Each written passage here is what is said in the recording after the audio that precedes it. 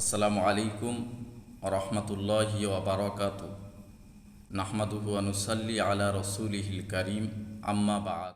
পৃথিবীতে যত নবী, রসুল, পয়গম্বর আলাইহিমুসসালাতু ওয়াসসালামগণ এসেছিলেন, আল্লাহ তাআলা তাদেরকে স্পেশাল মুআজিজা দান করেছিলেন। নবীরা ওয়াফাত হয়েছেন, সাথে সাথে তাদের মুআজিজাগুলিও বিদায় হয়ে গেছে। কিন্তু আমার আপনার নবী, বিশ্ব নবী রহমাতুল্লিল আলামিন, তিনি পৃথিবীতে ওয়াফাত হয়েছেন, কিন্তু তার মুআজিজা আজও রয়েছে, কাল কিয়ামত পর্যন্ত চিরন্তন থাকবে। জোরে বলুন সুবহানাল্লাহ। আমি আপনাদের সম্মুখে একটি মুআজিজার কথা উল্লেখ করছি, যেটি বিখ্যাত বিখ্যাত গ্রন্থের মধ্যে এই মুআজিজাকে আল্লাহ রসুলের শ্রেষ্ঠ মুআজিজা বলে আখ্যায়িত করা হয়েছে। সেটি হলো পবিত্র কোরআন শরীফ। এই কোরআন শরীফ এমন একটি মুআজিজা, পৃথিবীর কোনো শক্তি কেউ এই কোরআন শরীফকে মিটাতে পারবে না। তার কারণ আমি বলছি, শুনুন।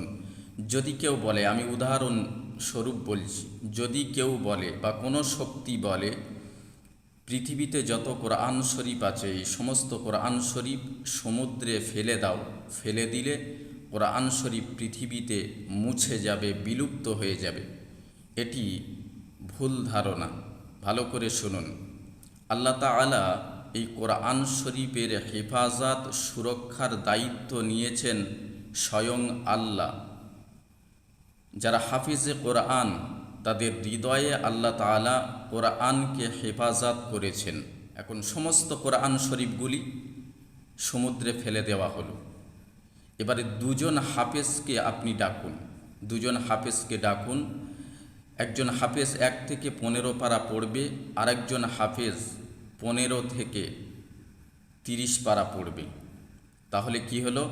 30 পারা কোরআন শরীফ দুজন হাফেজ পড়ল, আর হাক্কানি উলামায়ে কেরামরা বসে বসে সেই কোরআন শরীফ লিপিবদ্ধ করবে।